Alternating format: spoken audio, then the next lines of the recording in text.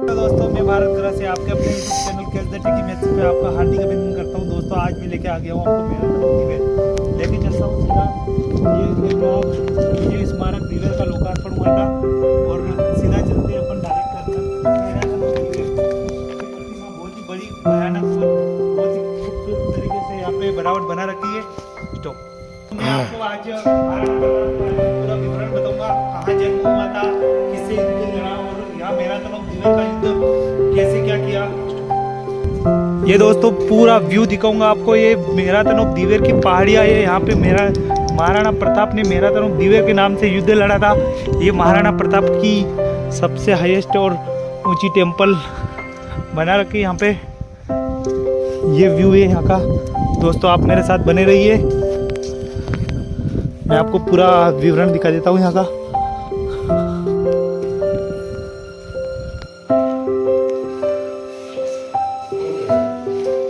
ये व्यू देख लो सब, वहाँ से एंट्री है। आप कभी आओ घूमने के लिए मैराथन ऑफ दिव्य। 70 रुपये का टिकट लगता है। दोस्तों यहाँ पे बताता हूँ मैं, महाराणा प्रताप का आदेश पाकर मेवाड़ी सैनिकों ने दिव्य के मुगल थाने का मुखिया सुल्तान का जिस हाथी पर सवार था उसके पांव काट डाले थे। और यहाँ पे महाराणा प्रताप के ज्येष्ठ पुत्र कुंवर अमर सिंह दिव्य थाने के मुखिया सुल्तान खां पर भाले से ऐसा भीषण प्रहार किया कि जिससे भाला सुल्तान खां को घोड़े सहित बेधता हुआ जमीन पे गड़ा। और शत्रु के प्रति कुंवर अमर सिंह की सहानुभूति सुल्तान खां जब भाले से बिंदा हुआ अंतिम श्वासें ले रहा था, तब कुंवर अमर सिंह ने द्रुत होकर भाले को उसके शरीर से बाहर निकाल दिया था। और महाराणा प्रताप का शत्रु के प्रति दया भाव, महाराणा प्रताप दयालु भी थे। सुल्तान खां द्वारा अंतिम समय में पानी पिलाने की याचना की। महाराणा प्रताप ने सोने के कलश से गंगा जल मंगवाकर उसके हाथों से पिलाया। और दिव्य युद्ध के पूर्व, यहाँ पे जो दिव्य का युद्ध लड़ा था उससे पूर्व रूपनाथ योगी जो कि यहाँ के तपस्वी थे, महाराणा प्रताप ने युद्ध में विजय होने के लिए आशीर्वाद लिया था।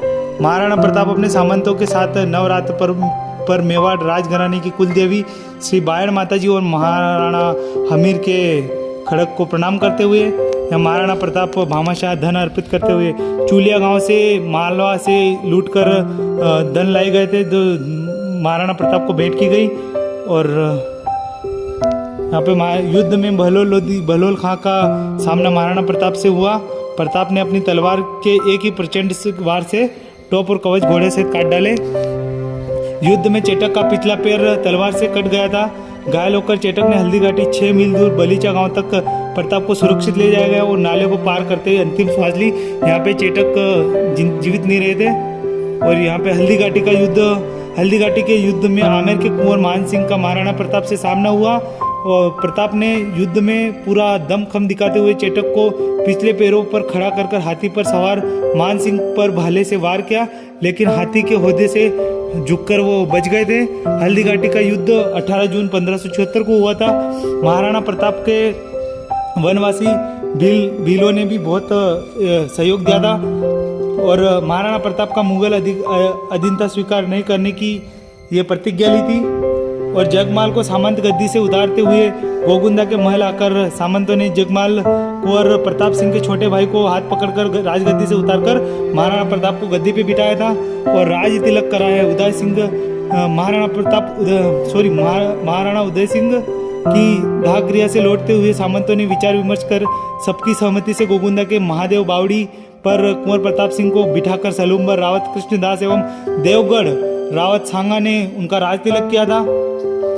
कुंवर प्रताप ने अपनी माता जयवंता बाई के पास कुंभलगढ़ में रहकर शिक्षा प्राप्त की और शत्रु पर वार नहीं करने, जो निहत्थे शत्रु होते हैं उन पर वार नहीं करने की जो प्रतिज्ञा ली थी उन्होंने।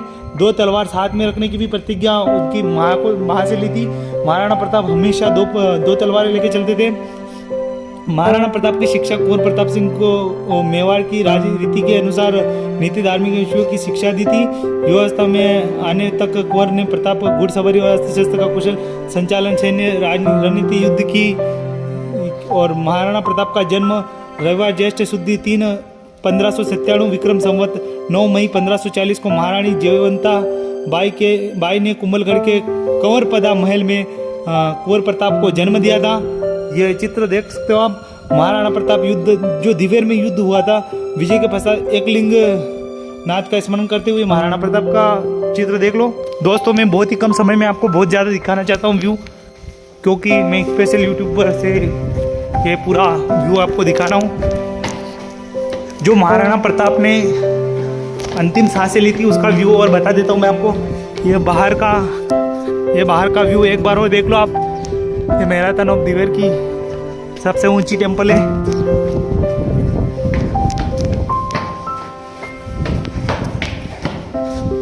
ये दोस्तों महाराणा प्रताप का अंतिम समय कुंवर अमर सिंह का वचन।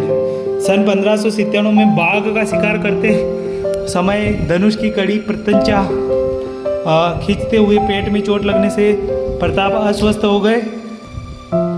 उन्हें अपने अंतिम समय का आभास हो चला था, किंतु चिंता थी कि उनके ज्येष्ठ पुत्र वीर तो है पर मुगल अधीनता स्वीकार नहीं कर ले।